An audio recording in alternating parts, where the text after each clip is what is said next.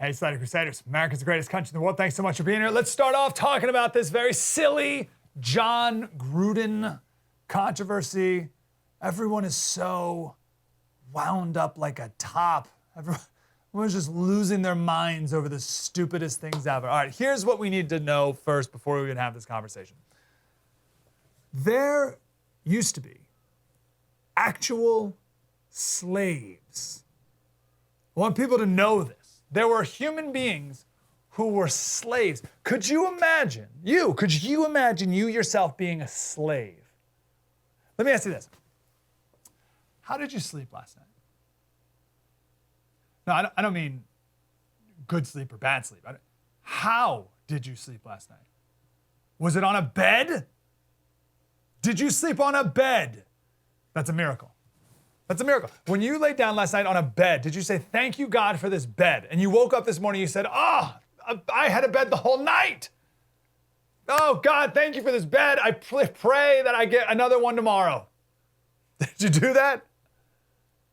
What does your workday look like today? Is it back-breaking labor from sunup until sundown with a bowl of gruel if you're lucky in the afternoon under the boiling hot sun, whipped near to death if you dare slow down? Is that your day? No, it's not. All right, stop whining. I have a little bit of a sore throat today and yesterday because I've been talking a lot. Been talking so much. People walking around acting like they're actual slaves out here. Every single slave, if they came back alive today and they heard people complaining, they would slap you and then go back to being dead because they wouldn't even want to live. They wouldn't even want to be alive in today's culture of victimhood. They'd rather be dead. Like imagine if a slave came back to life and I'm like, oh man, I know how you feel, slave. My throat hurts. And they'd be like, oh, were you choked nearly to death for not doing enough work? I'm like, oh, no, I've just been talking a lot lately. My throat's a little hoarse. And like the slave would be thinking, are you kidding me? I persevered for this. We all had kids in the midst of slavery. We had more kids born into slavery with a scintilla of hope for better days to come, where we could have more freedom and prosperity like never before in human history, which we have today. We have luxury today that a slave master couldn't even fathom possible. And we're still whining. We're whining and we're weak. And I got a couple stories on this point, actually, but we'll start with the big one of the day, the Jon Gruden one, coach of the Raiders until yesterday. There was an NFL panel of former NFL football players crying over what Jon Gruden wrote in a private email 10 years ago, literally in 2011, literally 10 years ago. He wrote that the head of the NFL Players Union, Morris Smith, and he wrote it dumb, like dumb Morris Smith, has lips the size of Michelin tires. 10 years ago he wrote that, and his life's over. That's it, it's gone. Everything, his entire career is over. He'll never work another day in his life. Also in these emails that I don't know where they came from. Does anyone know how these got released or whatever? He also called Joe Biden in 2012 a nervous, clueless female genitalia. Now, little context on the big lips comment and all this, the racism part. Richard Sherman, star football player, this summer, he was arrested for burglary, domestic violence, resisting arrest, and malicious mischief, while he was being investigated for a hit-and-run DUI driving through a closed construction zone. He's fine. He's still playing. But Jon Gruden says someone has big lips. And we're all supposed to freak out. Oh, it's a minstrel show. It always goes back to these minstrel shows. No one's ever seen a minstrel show in their entire life. But we always got to constantly bring up minstrel shows. Just the mere mention of them brings back these horrific memories. It's a racist trope of minstrel shows. Have we ever been a weaker people ever? We're so pathetically weak. I had this vision yesterday. I don't know where it came in, but this is who we are. We are this guy. This is our country. If I were to show a picture of our country today, this is who we are. We are the prince from Braveheart. That's us. We are just this wildly insecure, effeminate, pansy, just poser of a people. We are, and he's the king, or he's the prince, right? So, I mean, look, he's got all the most luxurious robes and gowns and the whole thing, right? He's so comfortable, and so are we. We are comfortable to the point where we have skin. It's not even like porcelain. Like what's the, like, I need something wispier. Like what's the wispiest, just the thing that you get, like we are half-ply toilet paper. I don't even, like, they sell half-ply. We're half-ply toilet paper. That's what we're made of today. I deal with this raising kids. Today is my son's birthday. He's 5 years old today. Jack will come up to me, he's 5, and his sister's 3.5. And Jack will come up and say, Daddy, Grace said a mean thing to me. And it's a twofold discipline. Grace, don't be mean. Jack, toughen up. Being mean to you. Just like, everyone needs to toughen up. My 5-year-old, though, more understandable.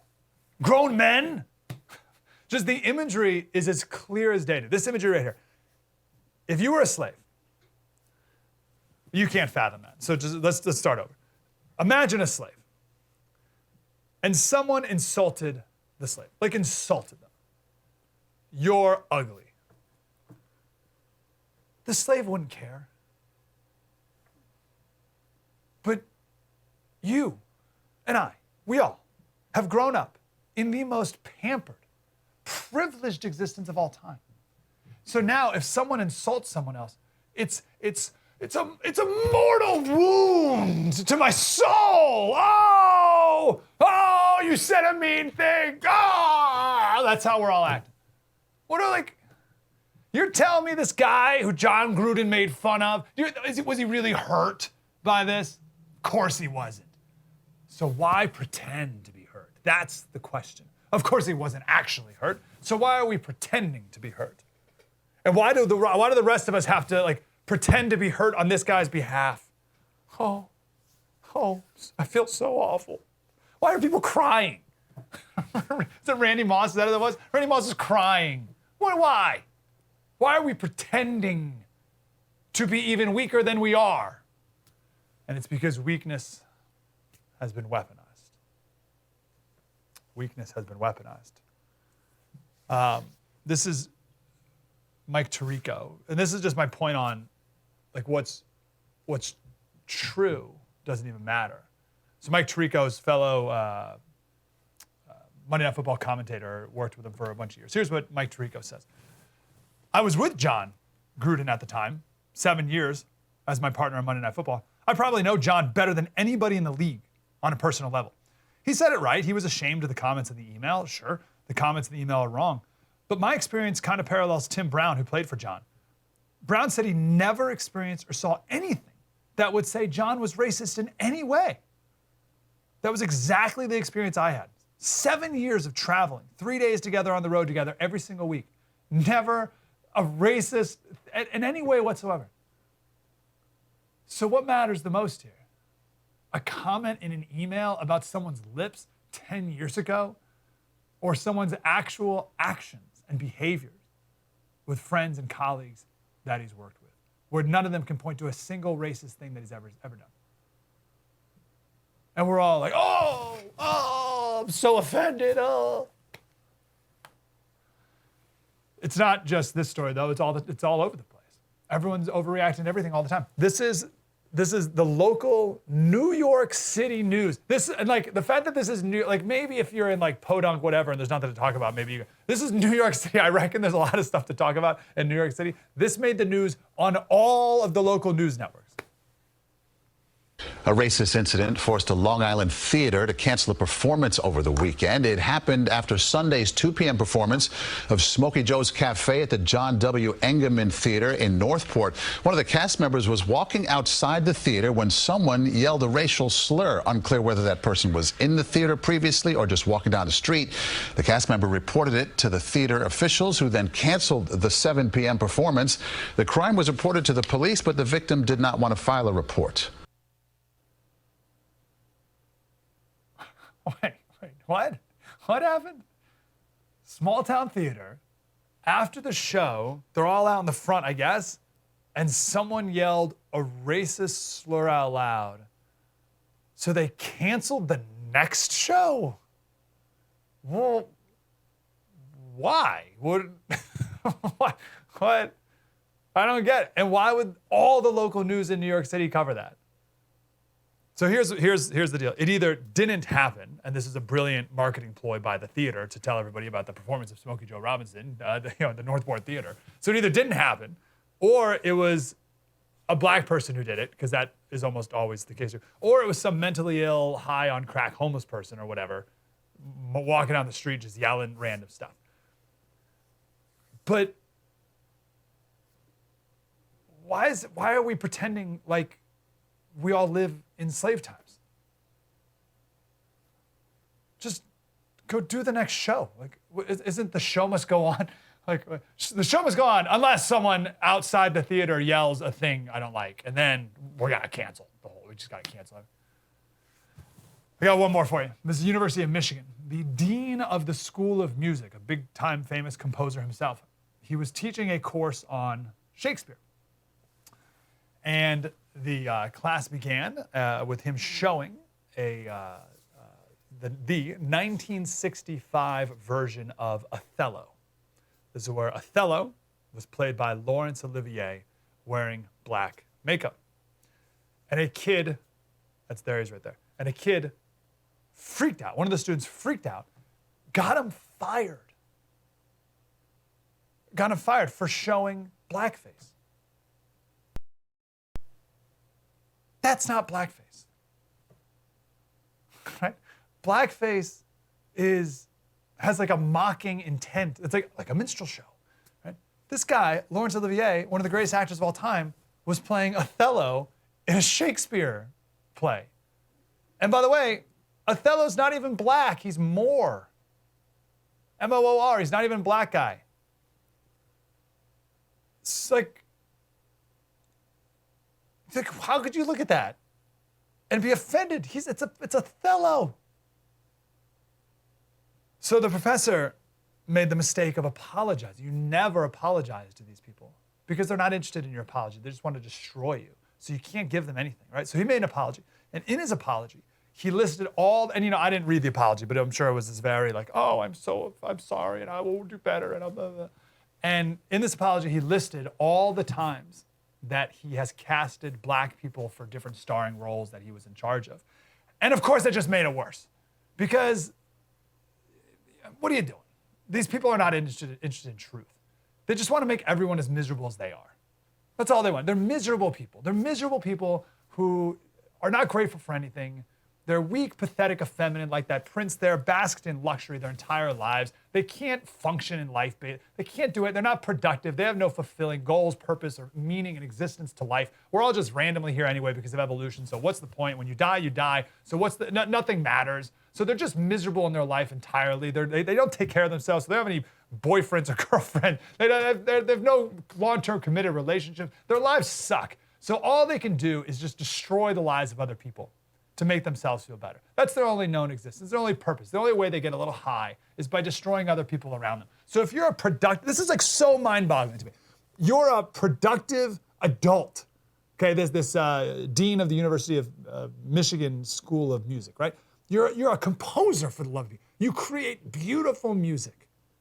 And you dedicate your life to making beautiful music and art and passing your gifts and talents down to other students of yours, right? You're a wonderfully productive person, a good person. And you get some punk, idiot, loser, aggrieved victim kid who tears you down and you let them? Why would you let them? That's that's the system we have now, where this student who's not productive at all, who has no productive value to society whatsoever, and is miserable, can tear down a man who is achieving and building and creating, and just tear him down and make him grovel in the process. What a screwed up society. But that goes back to the Braveheart thing, right? The prince is the prince. He's in charge. He's weak, effeminate, pathetic in every way, pitiful. But he's in charge. And everyone has to bow down to him just the same. That's who we are. Now, one more point on this idea of weakness. There's a professor at University of Michigan who is leading the charge, who led the charge to get this other professor fired. And he also went out and reported this composer to all these other groups, like the Pulitzer Prize Committee and places like that, saying, hey, did you see what this guy did? A colleague did that, right? So we know this professor who is trying to tear down the other professor, right? And we had a video of him from last year, a like 2-minute video of him, his message to seniors who are graduating from the Michigan School of Music. Right? I say we had it because he took it down. And he took it down for good reason. And I wanted to play it here, and I will simulate it best I can. And I want to simulate it because these are the people who are running the show right now. The weaker you are, the more pathetic you are, the more beta and pitiful you are, the seemingly stronger you are. It's completely backwards.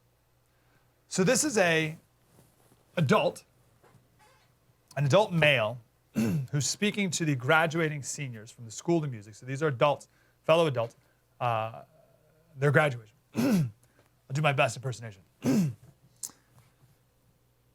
Hello, students, graduates. Wonderful to see you today. I can think of no better way to tell you how excited I am for your futures than to sing a song from the greatest composer of our generation, Mr. Rogers. I'm proud of you. I'm proud of you. And he goes on for 2 minutes singing a Mr. Rogers song. Like my kid, he's in pre-K. If my kid's pre-K teacher talked to him like that, I'd pull her aside and say, what are you doing? Why are you talking to my 5-year-old like you shouldn't even talk to a baby like that. What are you? I'm proud of you. And that's who's running the show. Anyway, last point on this black composer, he's Asian, sorry.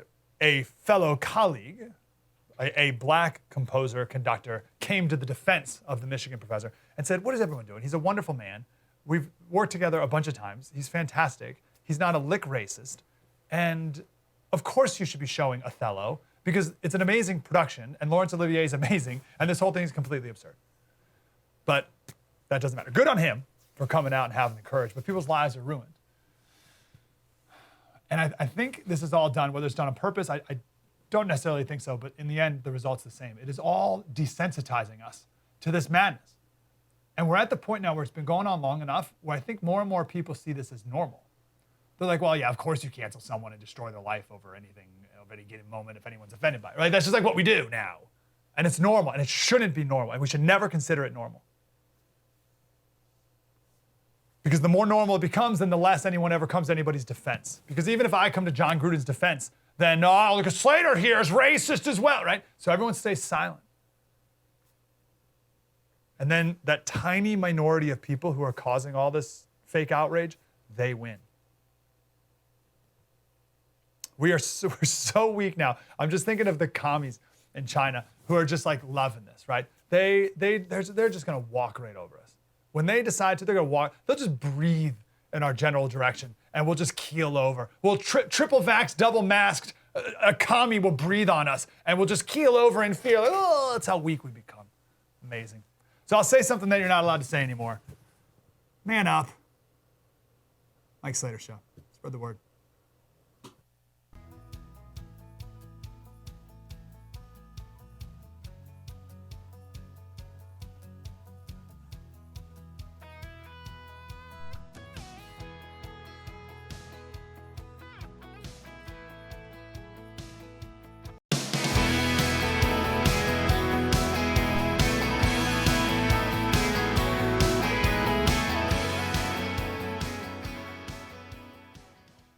Hey, Slater Crusaders. Here's a nice example of the two Americas that we live in. We got some Rotten Tomatoes reviews. First, this is the Dave Chappelle latest stand-up, where he's very transphobic by saying gender exists. And the critics, 33%. So audience, 96. And the Fauci documentary, you see 91% of critics. Oh, the critics think it's the greatest documentary you've ever seen in your whole life. And the audience score, it's been updated. I'm looking at it right now. The audience score right now is 2%. 2% of the audience. And there's a classic elites versus the people example right there. I want to play this video here. This is Tim Dillon, comedian Tim Dillon, doing a little bit on the Fauci documentary that just came out. There's a version of Fauci that goes, no, I don't want to do this. Right. There's a version of him that goes, there's no need. I'm busy. Right. There's a version of him that goes, I don't think it's appropriate in the middle of a pandemic that was supposedly serious enough where we had to decimate our entire economy. I think it would be odd to do like a puff piece on me. He goes, yeah, what time are you going to be there? 9? Should I be in makeup? I'll be in makeup already. Don't worry about it. He's on the phone. He's like, cancel the lab. I got a thing. No, I got all day. It's just the crew showing up. They're like, we'll be quick. He's like, no. I blocked off a week for this. They go, really? He goes, I'm doing 2 dope queens later, but right now I have all the time to talk to you. There's a version of Fauci that says, no, I'm not going to do this. This is wildly inappropriate. But that's not the version of Fauci that exists. The version of Fauci that exists is he did it, and you can see in this scene in his office, he has a giant portrait of himself on the wall there. Because of course he does. Poor Fauci, the kid, when he was a kid, he was made fun of his entire life for being a nerd. And now the nerd is the king of the world. You think he's going to give that up? The attention, the spotlight, the power, the fame? No way. Amazing. By the way, did you hear about aspirin? Speaking of medicine, did you hear about aspirin?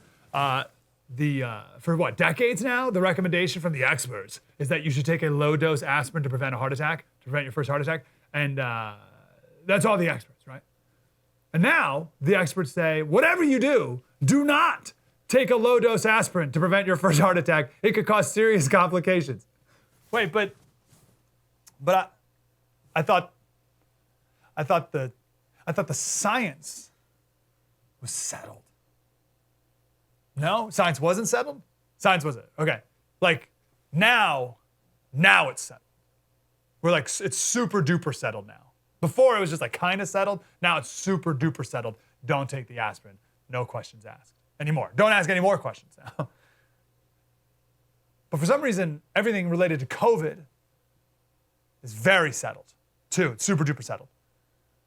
Never ask any questions about anything related to COVID. How dare you question the science? If you question it, you're a domestic terrorist. Of course. And that's Friday's special. It's about how you are a domestic terrorist. And you're thinking, no, I'm not. Yes, you are. That special's on Friday. I'll explain exactly how the government believes you are a domestic terrorist. They've labeled you a domestic terrorist. People can't fathom this because your first thought is, well, no, I'm not. I'm a good person. Yeah, I know you're a good person. But the progressives want you gone because you're in their way. So they'll label you an insurrectionist and a terrorist and the whole thing. And you say, oh, Slater, that could never happen here. What? You kidding me? You're still on it could never happen here? See if you find this video a bit creepy. This is in Australia. Police knocked on the door of some guy's house, and you can see she has these pictures that are printed out, people's social media accounts, asking if this guy's been to a protest recently. Check it out. Do you agree that you put some posts on Facebook? Does this look familiar? This is illegal as. Yep. Did you put this on Facebook? Yep. So the question that's been raised is, were you there? Oh, no problem. Yeah. Is that yeah? Or Well, were you there? well, does it matter? Yeah, You're well, handing me I'm not- paperwork saying I've sent a photo. I'm not handing you anything. I'm asking you a question. Well, you've got the photo, don't you? So, that doesn't. You've put a photo on Facebook doesn't actually confirm whether you were there or not. So I'm asking. Were you so there? if I say no, you're not going to give me the paperwork. You're going to go home, There's mate. no or- paperwork here to give you. This is my Okay. So information. what are we here for? Are you here to serve me, Okay, or? what part didn't? No. Intimidation. Yeah, I know. It's here. It's pretty laughable. It's loserish. It is like sad. I'm doing What is this a job humanity? I've Where are been we asked going to in do. life? I've been You've got the asked to do cops a coming job. around here to tell me that I've been in a protest No, to ask 6 you if months you have- ago. To ask you if you have been. Yeah, In well, July, who gives a that's f***? How months ago. illegal is that? Which part? going to a protest. Why are you guys here? Why is the Because police you're on my mass gathering. doorstep about a protest? Yeah. Because Why? It's illegal. Black Lives Matter protested 2 weeks before that. Yeah. Yeah, was that illegal? Are you knocking on their doors? Maybe. No, you're not. not. So It's clearly it's clearly so why are you working for this corrupt government? What are you guys doing? Who are you serving? Are you serving us or are you serving the corrupt government and health officials? They want no good for you. They're not there for you. That last point there's so, but by the way, that's a Western country, one that everyone thought was normal until a couple months ago. And that last point there he's making is so incredible. Police, you are in a very tough spot. You are potentially going to be forced to do things that you would never dream of doing, and you certainly didn't join the force to do. And you need to decide now. I'm not saying you need to quit now because if you think of what you think could happen, but you need to draw a line now and tell yourself that you will not cross it if you're ordered to do so. Life's not complicated when you have principles. It's only when you don't have principles that it gets you in trouble. Because then you're making it up as you go along. And that's when you get anxious and you don't know what to do and you get all nervous and freak out and you make bad decisions. But if you have principles, life's super easy. Life's not complicated, right? If you go to a bar and some attractive woman comes up to you and starts flirting with you, you're like, what do I do? Do I flirt back? Do I not flirt? No big deal. I guess I'll flirt a little. It's fine. I won't get caught up. Maybe we'll just dance a little. And you're like all in your head, right? As opposed to just being a husband to principle and you just don't go to a bar alone. Right? Or boom, done, problem solved. Life's easy. Or if a woman flirts somewhere, you just leave. No anxiety. Life is simple. So police, you need to get this straight. You need to figure out where your line is so that as you get to it, if you're asked to cross it, you're done. And you're just like, done. There's no like, oh, what do I do? Nope, you're done. Because you set it in stone already. By the way, with the police, it's really interesting. We've gone from defund the police to have police knock on people's doors and ask them where you've been lately in like 6 months. Not long ago, it was defund them. And now, well, we need way more of them so we can just have them knock on people's doors. We've had 4 years of resist, violent protests, burning down cities to resist. And those exact same people are now telling you to comply. They were all about resist, and now they're demanding you comply. Interesting. I want to wrap up with this because we're already late. This is a bishop from like the 70s here. And I don't know if I fully agree with his theological point here, but it's thought-provoking nonetheless. Here it is. Indifference is apathy, not caring. I wonder maybe if our Lord does not suffer more from our indifference than he did from the crucifixion. There was a poet of World War I by the name of Studdert Kennedy who gave us a poem in which he compared our Lord coming to Calvary and coming to the modern city of Birmingham in England. And this is what he wrote. And when Jesus came to Golgotha, they nailed him on a tree. They crowned him with a crown of thorns. Red were his wounds and deep. For those were crude and cruel days, and human flesh was cheap. When Jesus came to Birmingham, they only passed him by. They would not hurt a hair of him. They only let him die. For men had grown more tender. They would not give him pain. They only just passed down the street and left him in the rain. And so it rained. The winter rain that drenched him through and through. And when all the crowds had left the street, then Jesus crouched against a wall and sighed for Calvary. In other words, he found the cruelty of Calvary more acceptable than our indifference. I'm going to plead with you, therefore, not to be bored in life. The reason we're bored is because we don't love anything.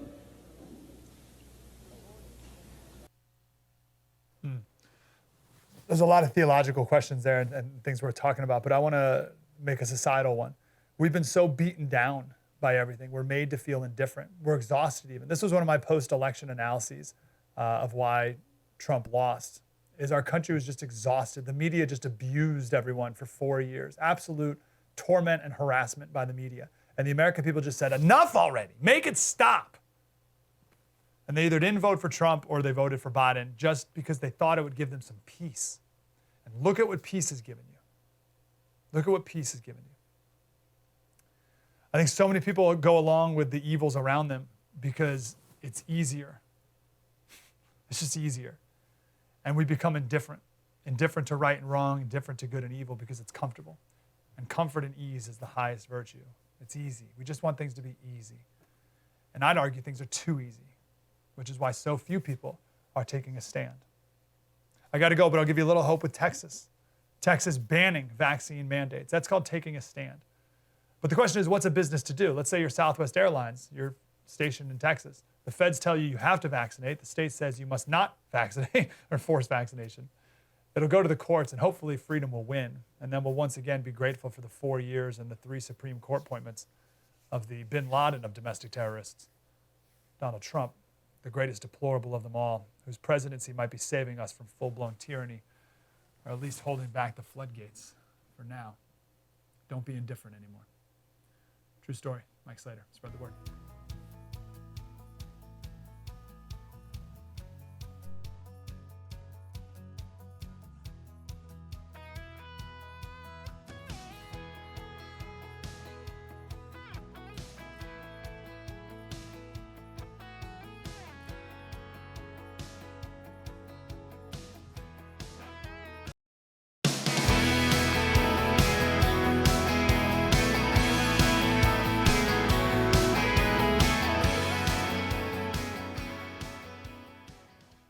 Hey, Slater Crusaders, next week is National Free Speech Week, and fewer people believe in freedom of speech, and certainly the Democrats do not. And they're doing something with SR1, HR1 to take away your freedom of speech. Andrew Langer is here. He's the president of the Institute for Liberty. Andrew, how are you, brother?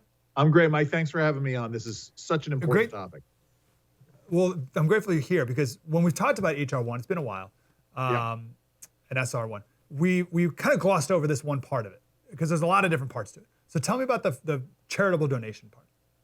Well, listen, it's a longstanding precept in American law that donors, not donors to political campaigns, but donors to advocacy organizations have a fundamental right to remain anonymous in those donations. And this goes back to a 1958 case called NAACP versus Alabama, where the state of Alabama wanted access to the NAACP's donor rolls. And the Supreme Court recognized that this would be a fundamentally bad thing, that all that Alabama really wanted to do was to have those names of those donors so they can harass them. This has been case law, as I said, for almost over 60 years now. And it is obviously in the last few years come to the forefront once again as everybody from Kamala Harris to Amy Klobuchar up in the Senate now is after this, trying to go after the names of donors specifically and especially to conservative organizations, even after the Supreme Court reaffirmed NAACP versus Alabama with a case called Americans for Prosperity Foundation versus Bonta this past summer. A very important decision underscoring this, because everybody recognizes that the only reason why these folks want access to these donor lists is so they can harass those donors, which has a chilling effect on free speech. All right, I got a question. Because some political donations are public. So Yes. Which ones are publicly known currently and which ones currently are not? As has been, standard in American law, if you give to an electoral campaign, a campaign to elect somebody to office, those donations are made public. That the court and others have ruled that there is a prevailing public interest in donations to actual election campaigns. That those donations are made public. But for organizations that are not involved in things that are not involved in actual election campaigns, but campaigns on issues and issue advocacy and research and education, donations to those organizations can and should be secret. And so the problem, right, because you have situations like what happened in California with Proposition 8, and donors. This was a gay rights issue in which donors to organizations that were fighting on this issue, they found their names public and they found themselves harassed. And so the court has ruled, it's a longstanding issue in case law, that you should be able to support organizations with your dollars without having that name disclosed, because otherwise you could be harassed. Interesting. So I'm with you. I wonder what that distinction is, though. Shouldn't they both be the same, right? Like maybe even donating to political campaigns should be secret. Well, except it gets into this. Or both should be known. What are you going? Well, no. So one of the exceptions being this, we have decided as a matter of course in America that there are limits to what you can give to political campaigns. And so therefore, because there are those limits, there should be some knowledge as to who is giving what to whom. Now, it gets much, much more complicated when you get into the issue of political action committees. Set that aside for a moment. But because there is this vital public interest in terms of how these decisions are being made, how political decisions and legislative decisions are being made, then the public has that right to know there. But when you're talking about issues, because the public should be able to make a determination as to what issues they agree with or what policy considerations they agree with, and because those things should stand and fall on their own merits, then it becomes less important for the public to have a right to know who is giving to those campaigns. And so it's not, there are certainly, you can make the case that there might be some parallels. And in point of fact, right, there are limits in terms of these organizations and in terms of how the IRS allows tax deductibility. I know you don't want to go down that rabbit hole.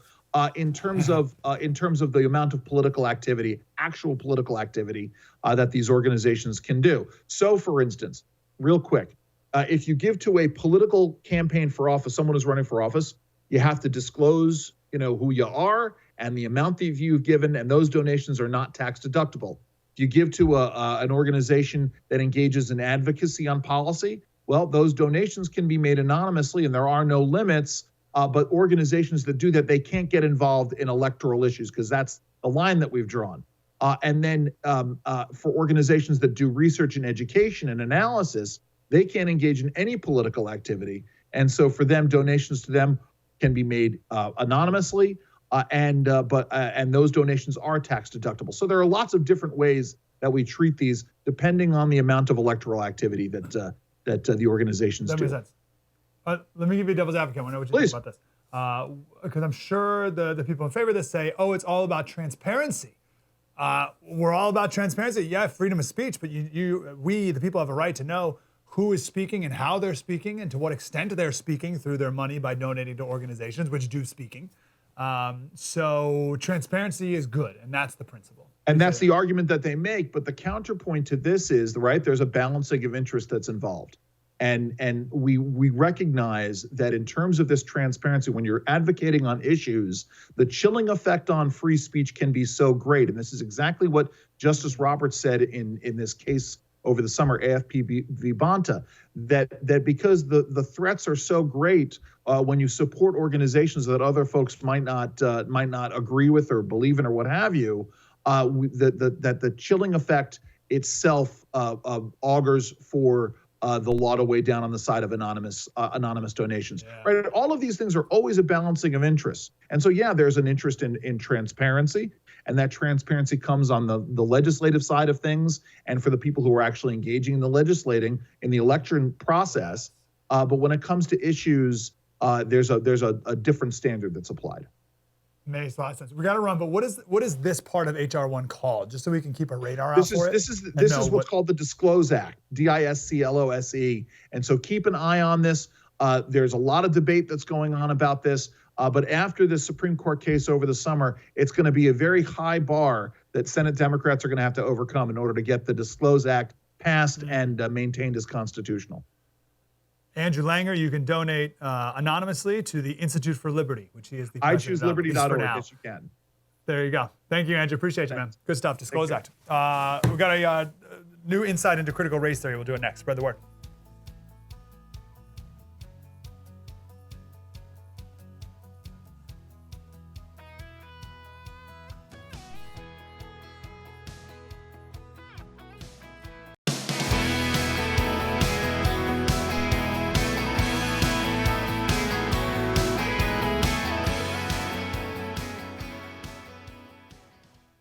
Hey, Slater Crusaders, this is our Vice President celebrating Columbus Day on Monday. Since 1934, every October, the United States has recognized the voyage of the European explorers who first landed on the shores of the Americas. But that is not the whole story. That has never been the whole story. Those explorers ushered in a wave of devastation for tribal nations, perpetrating violence, stealing land, and spreading disease. We must not shy away from this shameful past, and we must shed light on it and do everything we can to address the impact of the past. Amazing. And the story of slavery is not the whole story of the United States. It's not but 156 years after the end of slavery, we have a black woman as vice president. For some reason, we're supposed to forget that. We did not leave nearly enough time for our next guest, but hopefully this whets your appetite to read his new book, What Do White Americans Owe Black People? Racial Justice in the Age of Post-Oppression. And he's a professor of philosophy at DePaul University in Chicago, Jason D. Hill. Jason, how are you, sir? I'm doing well. Thanks, Mike, for having me. Really good to talk to you. On your cover, you talk about nihilists, black nihilists. And nihilism is a word that's thrown around a lot. Can you help us define that? And what is the role that a nihilist has in our culture today? Well, we're seeing in the role of cancel culture and woke culture. Nihilists are people who destroy values for the sake of sheer destruction of the good and seek to destroy the principles and the foundational principles on which people build their lives. So nihilists, in the case of cancel culture, in the case of woke culture, seek to erase history and to erase people of their foundational values in order to usher in a new kind of age. So I think what we're seeing in the way I'm using nihilists is a systematic attempt to erase people of their values in order to usher in what I call a Marxist, socialist, communist era in this country. There's always been nihilists, surely. Why do you believe they have more power or influence now than they have in the past?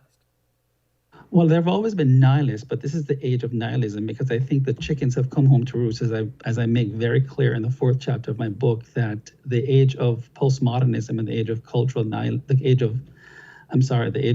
cultural relativism, which was rooted in the latter part of the civil rights movement, when you had the rise of these fake disciplines, these activist studies like Black studies, like gay studies, like women's studies, like Chicano studies, all waging an assault against reason, against logic, against Western civilization. And you had these radical professors in the universities who were spreading Americophobia, basically. And the chickens have now come home to roost. And we have really leveled, in some sense, a doctrine of hatred of this country against young people from K through 12, spawned by our universities and our educators. And so the chickens have really come home to roost, and we have defanged and we have made it impossible for young people to critically think about the poisonous doctrines that are being thrust down their throats in our universities, which are bastions of indoctrination centers for left-wing Marxism, and in our K through 12 schools, which are critical race theory centers. Sure. I hate we only got 90 seconds, but I was going to ask you about being a philosophy professor and how difficult that must be to not only undo the messages about how America's terrible and all this stuff, or at least get people to think critically about it, what they've heard their whole life, but to even understand the idea that there is good. You mentioned good earlier, and that there is such thing as truth. How do you help children, and these adults now, students, see that there is such thing as truth? Well, I use myself as evidence of the utter stupidity of America's imperialism and of America's evil. And I simply stop being an apologist, and I reinforce America's exceptionalism, the great majesty and wonder of our republic, and the fact that it has been a haven for immigrants and Americans such as myself who have come to this country, and Americans here who have made something magnificent and remarkable of their lives, that this country cannot be as evil and intrinsically bigoted as it really is, because there are millions of people trying to get in and we just don't have even room for them. So I continue to reinforce the fact that logic and reason are criteria for arbitrating among truth truth claims, and that feelings are not the way to arbitrate disputes, but reason and logic. And I emphasize critical thinking. And I simply reinforce, Mike, that America is a great and wonderful republic, a bastion of hope, a beacon of hope, and one of the greatest unprecedented civilizations that have ever existed on the face of the earth. Everyone go buy the book and read it. What do white Americans owe black people? Racial Injustice in the Age of Post-Oppression. Just came out. Jason D. Hill. Professor, wonderful to talk to you, sir. Thanks for having me, Mike. Please keep it up. Please keep spreading that truth to your students. Well, that's encouraging to have a professor like him out there. I'm not sure how many were left. True story. Mike Slater. Spread the word.